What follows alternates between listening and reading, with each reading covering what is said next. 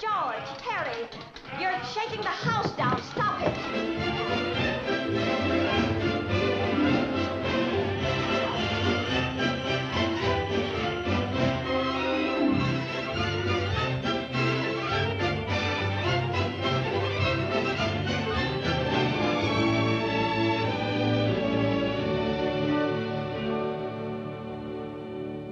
For Paramount Pictures Archive. It's a corporate archive. Our job is to make sure that everybody who needs access to our elements to distribute them can, first and foremost. But we do have another responsibility. We do have cinema legacy on our shoulders that absolutely does keep us up at night, and worried about the state of our films.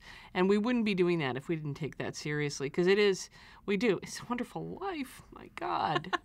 Well, I mean, come on, it's an incredible film, and it's a privilege and an honor to take care of it, but it's also a huge burden, and we want to make sure we do it well. It's a Wonderful Life is one of the gems in our archive, for sure. So it's a movie to which we've paid a lot of attention over the years. So we check the negative every few years, we make sure everything's okay, and when we found out that things were not okay with the negative, it really did seem, in combination with the technology being ready, the time was right for 4K restoration.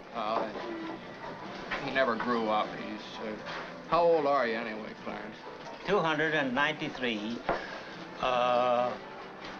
next May. That does it. Out you two pixies go, through the door or out the window. Nitrate was the film that was used for making every movie that was made before 1950. 35 millimeter feature films, studio productions were all made on nitrate film.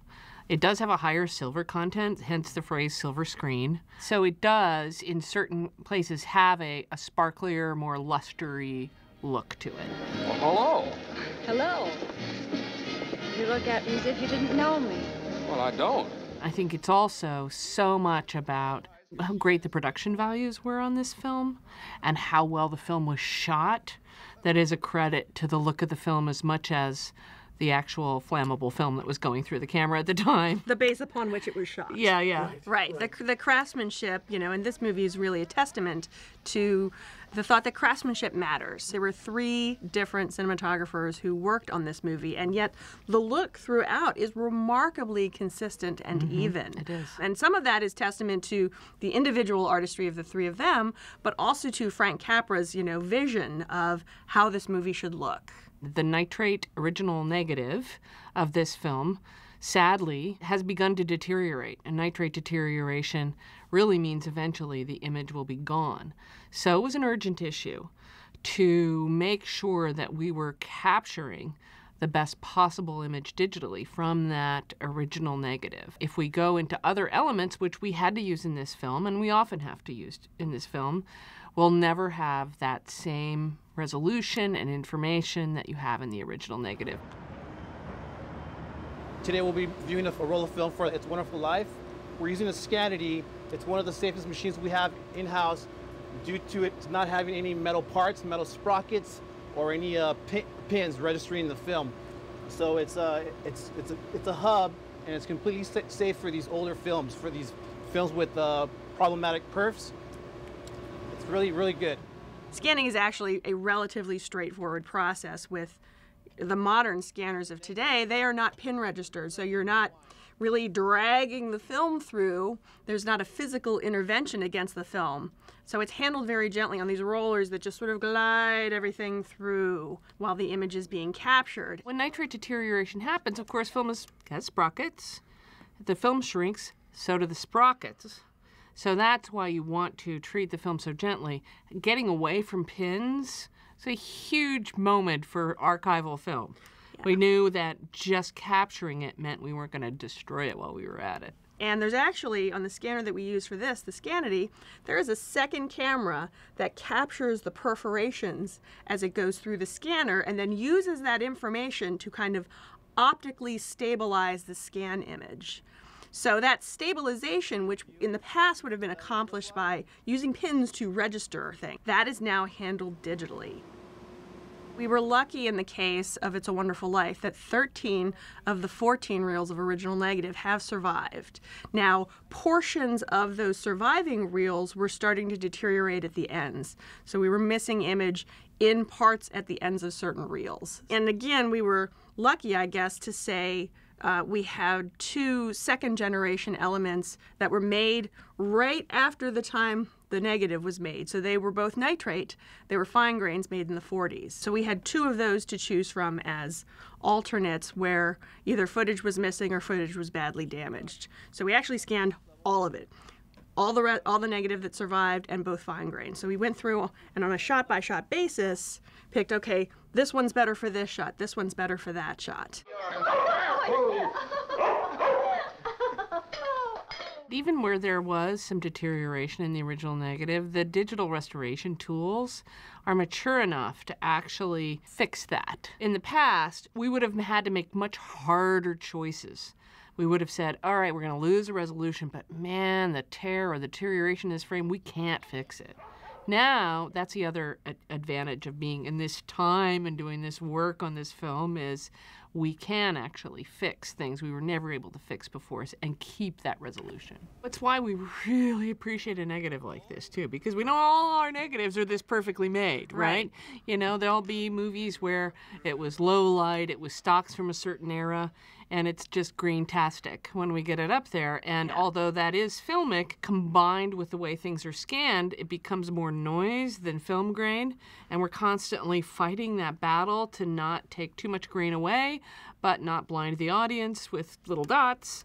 The advances in high dynamic range have really enabled films to be seen in a different way. And it's very exciting to actually look at something like It's a Wonderful Life that you and I and everyone has seen hopefully hundreds of times in this absolutely amazing view. It just gives such a much broader range of the grayscale. It's a black and white movie of detail. What is it you want, Barry? What do you want? You want the moon? What we have now is spotless. There's no dirt. The grain is minimized. It's much better than what the first audiences saw. I mean, to them it was great, but now we can make it up to today's standards. It looks great. It looks much better than they saw. So can you go back to them getting thrown out and sort of walk through it kind of frame by frame so we can see? Sure. So this here, it was really damaged. It was very jittery, and we had to stabilize it. And the last few frames of that shot are actually from a different element. Right in the middle of the shot, it switched. That's what I had to do, is make it transparent, that you couldn't see when it switched from one element to the other. And then this is a beginning of the reel, and it was damaged as well. There is a sequence where, in 4K, the difference between, you know, the first generation negative and second generation fine grain was very apparent. So, you know, to Mike's point, he had to do a lot of work to kind of balance things out. So, you know, he had to work with the contrast, he had to work with the density, we had to work with the grain as well. But so this is a particularly great example of where he hid a transition from negative to fine grain. And he actually hid it when somebody walks in front of the screen. Two different elements. Two different elements. That were really looked quite different in the raw scan. Harry's a genius at research. I transitioned from one. There was a transition. Did you see it? Harry's a genius at research. My father just fell in love with him. You did too. If you watch carefully, you can sort of see the grain in her face. The grain increases slightly. But going forward. So doing those kinds of transitions, but also if Mike hadn't done such a good job of balancing out the A and B sides of it, that transition still would have been more obvious than it is. We're really sensitive when we restore a movie to make it feel film-like. And for me, that involves a lot of sort of backing off of contrast in certain cases.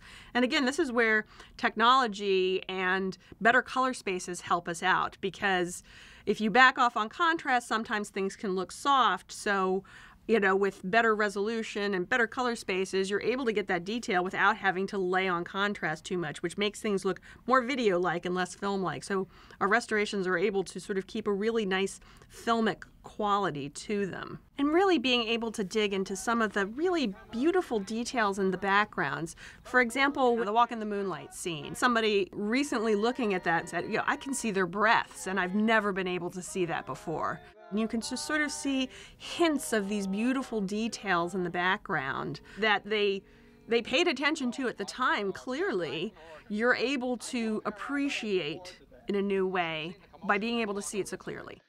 We do have digital preservation, and so we will preserve all the digits well. But we take a sort of belt, suspenders, and, you know, I don't know, everything approach when we're talking about a title like this.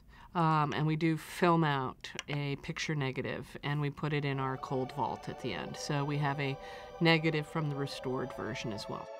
You know, we love film. I call myself a film archivist. I think Laura would call herself a film archivist too. We restore film, we preserve film. We use a lot of digits to do it. So we take the archiving part of what we do very, very seriously and make sure that all the things that we've worked so hard on will be around for a while. I think watching something on film is an absolutely wonderful experience. We're working with our distribution group right now to make a few 35mm prints that people can actually watch, which is fantastic. So we try to keep that film experience alive, whether or not you're watching a piece of film. You know, we really want to honor that as well. You remember George. This is Mary. Well, I'll be seeing you. Luckily, so many people love this movie, and they love it for very, very good reasons. It is an amazing film. And so I think that, you know, it's worth it to watch it in its best possible condition, which is this high dynamic range 4K version. And it actually helps tell the story a little bit too, because detail that you haven't seen before is actually there. It's almost like every scene is its own atmosphere in this film, and very, very literally, with lots of snow or moonlight. Each scene is well crafted, and that detail tells every moment of that film, scene by scene, that you really get it so much more when you see it in this way. I mean, they won an Academy Award for the effect of the blowing snow. So being able to see that, and it's not just sort of this blurry mess anymore, was really kind of a wonderful thing. Oh my God, I'm using the word wonderful. It's hard not right. to. No, but it is. But it's great to be able to you know, to see that, to, you know, to really be able to appreciate anew the craftsmanship that went into making this movie. Hey, that's pretty good. What'd you wish, Mary? Buffalo gals, can't you come out tonight? Can't you come out tonight?